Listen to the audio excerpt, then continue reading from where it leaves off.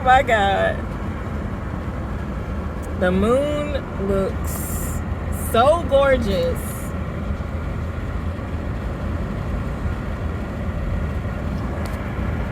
I hope y'all can see it. I hope y'all can hear me too, because we got the windows down. We got the sunroof open. Look at her. Okay, we out here. Whew. Anyway, I was having a thought, and at least keep the sunroof. I was having a thought, and I really wanted to put it out there because this is something that I want to talk about too, which I'm hoping like I find some people to talk about this with. And it's like being a black person who has always enjoyed hanging out with their white counterpart more than their black friends and family. And I'm realizing at the stoplight, I'm realizing that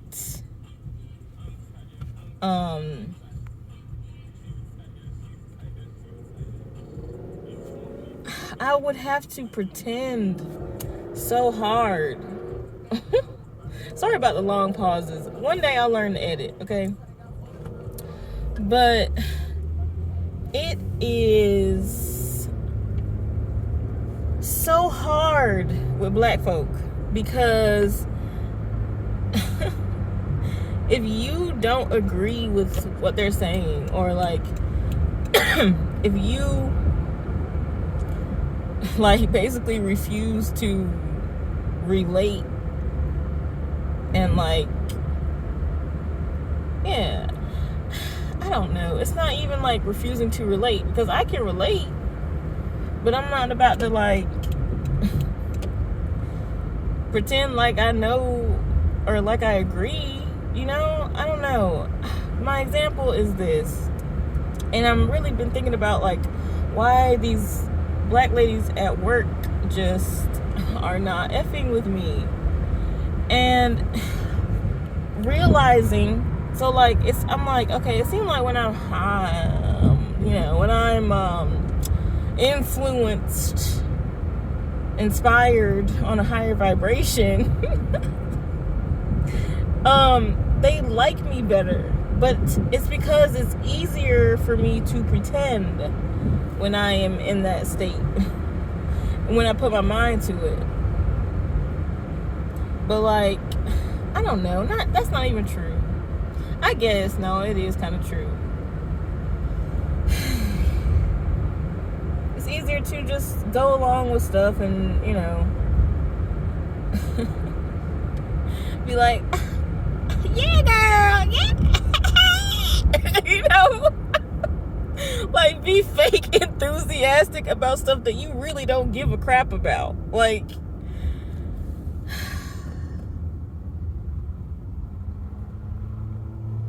and I don't know if that is that narcissism? Is that being like completely unempathetic? Because if so, that also makes sense with what my observations have been with white folks anyway. I guess just white folks in America, or in my case, North Carolina. And that is, and it's just the way that we've been conditioned because of slavery and like just race relations here, is white people are naturally like more narcissistic. And like, I'm not saying that they are like narcissistic, like they have narcissistic disorder, all of them, but I'm narcissistic too. Like, and I don't want to say, because this is the attitude that black people have anyway, is like, I was going to say, I don't want to say that black people have better hearts than white people, but that's how black people act. And I mean, white devil was definitely a thing. Now, at the same time, because of white privilege,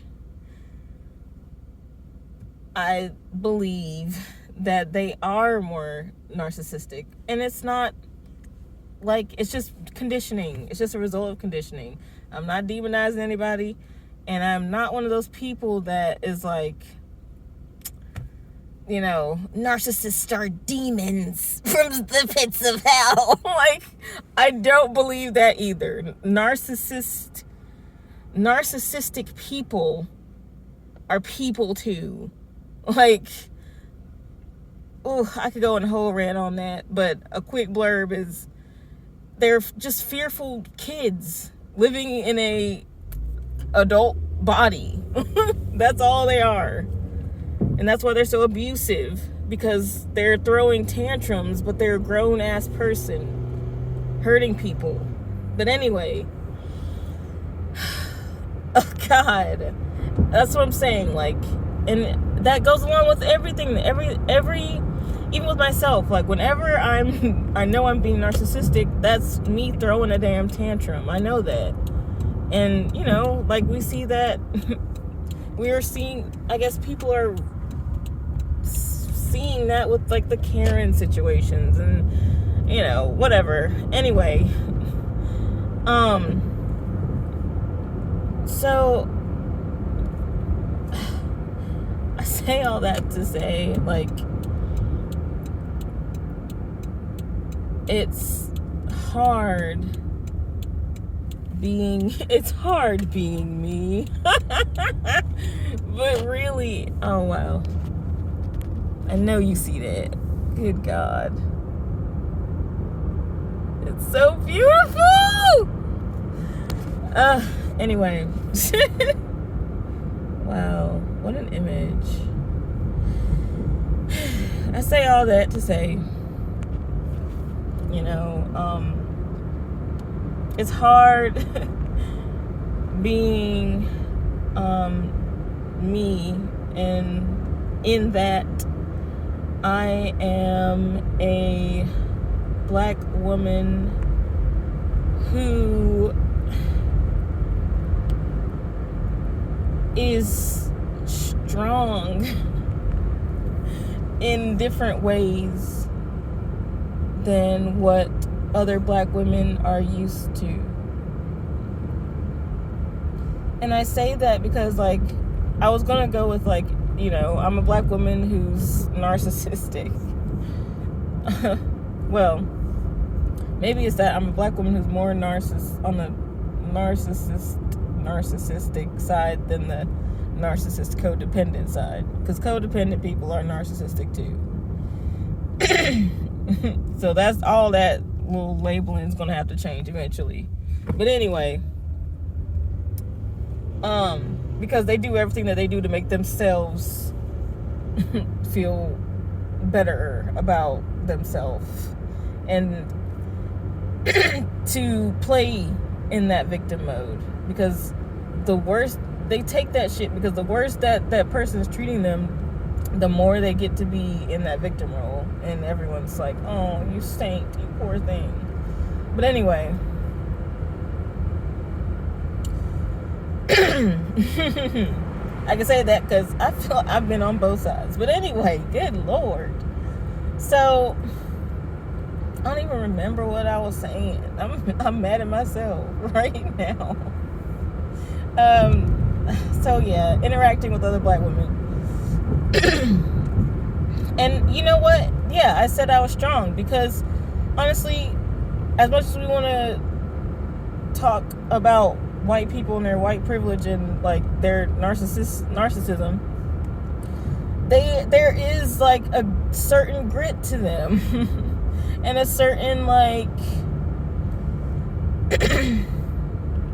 I mean, like a certain point of evolution to them because they were allowed to have a little more freedoms. So like, you know, everyone be talking about crazy white boys doing crazy white boy shit or whatever. It's not crazy. It's cool and it's adventurous. And they're cool and adventurous because they don't have so many fears placed on them as non-white people. And there's that side to me. I am cool and I am adventurous and I don't give a crap. Like a, and it's like these black ladies don't know what the hell to do. They don't know what to do with me. Because one day I really can be like, I don't know, in my black girl magic mode. But then the next, I'm just like, I could be like, I really don't get, look, like just totally unresponsive. Because I don't have to be. Maybe that's what it is. Like, these bitches be on all the fucking time. I'm like, girl, chill, sit the hell down. You doing all this extra stuff, all this, giving all this energy, and you ain't even getting paid more. And look, okay, that sounds bad, but that's how I really used to think. But I will say that, interacting with these people and seeing how they be giving like 1,000%, sometimes in like social interactions and just their work ethic. I'm thinking about Queen Bee right now, honestly. Jesus. I'm thinking about Queen Bee, talking about her, because there's a particular energy to that, and that is very feminine, and I admire that a lot. And I have been, it's like it's very, I guess, is nurturing, like a combination of I don't know, I guess it's a combination of like work and care. Work and caring is nurturing. But so yeah, I think that's definitely something that I've been learning from Queen Bee, is getting more in touch with my feminine side, getting more like examples of what it means to be a nurturer, because I didn't really get that from my mom. And my mom's mom passed when my mom was like not even in high school yet. So I don't blame her for that. I just understand where that deficit is coming from. So anyway, wow, I just like talked myself all the way down. Because I mean, I guess it's sorry that I like started out the conversation with, white and black. But honestly, I don't change my statement because it's true. And so if it is true that I'm more comfortable with white folks because they're a little less empathetic, then it must also be true that they also don't really understand what it means to nurture. And that's one thing I can definitely say, is it's not necessarily that black folks have better hearts than white folks, but black folks damn sure do know how to nurture each other.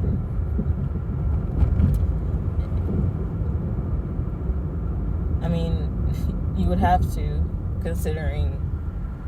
you'd have to learn that as like an inherent skill, considering the generations of slavery and now oppression. But that's everyone at this point. It's just spread out. It started with black folks, and now it's just been, it's like a disease that's spread out. Everyone's a slave in this country, unless you're a billionaire, and even then you're still a slave to money. But anyway, God, I'm making all these qualifiers because, like, I want to make it clear that I am not one-sided in this thinking. I love everyone. I'm sure the cliche thing. I love everyone, man. I have white friends. I have a white husband, okay? But no, really. None of us are free. Like, I understand that very deeply, and I understand that everyone has the system has screwed us all.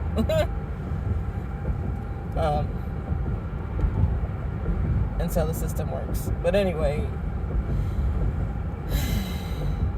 but yeah, so like, yeah, white folks don't know how to nurture. And that's one of the things, that's one of the side effects of this system that is doing exactly what it was designed to do. But yeah, so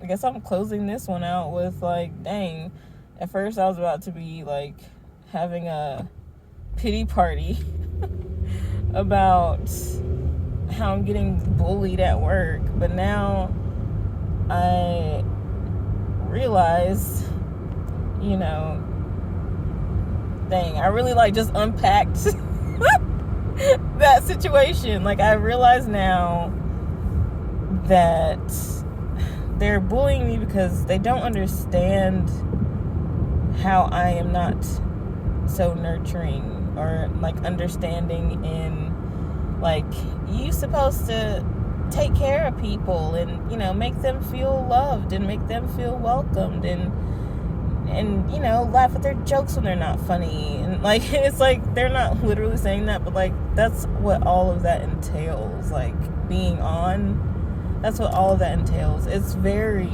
exhausting. Like, okay, and yeah, so that's really the point also, is that, okay, you have such a nurturing spirit, but like, you don't got no boundaries. Like, you doing that for everybody? Shoot. And that's so crazy. Oh my God. Because I started to really notice this about myself. Like a girl always on. Like, your girl is always on. I noticed that about myself when I was dating. When me and Jason were dating, and we were working at Walmart together. And like, Jason loved my charisma, right? That's what drew him to me. Yeah. And like, basically, I could tell when he's being jealous. And whenever I was talked to like other guys or whatever, he'd be like, dang, really? That you gonna look at them like that? You gonna laugh at their joke like that? Really? Okay. And that's definitely the Libra in me, the Libra rising in me. But I kind of realized that he was right. Like, why am I doing all this extra for everyone? You know, especially if I'm in a workplace, and especially where my man works. Like, damn. But like, I don't know, I always gave too much. I was always giving too much. It's just to my husband's detriment that I'm like, I'm relearning. Like, I've been rebooting, like, my whole system's like trying to gauge how much I should be giving. you know. And so, like, you know, when that happens, you kind of dial it all back. But yeah, it's just a boundary thing. But okay, at this point, you can't even see me anymore. This is like a podcast, like a weird I don't know. Anyway, I'm gonna go now, and you can't see me, but I love you. See my glasses. I love you. All right. Bye.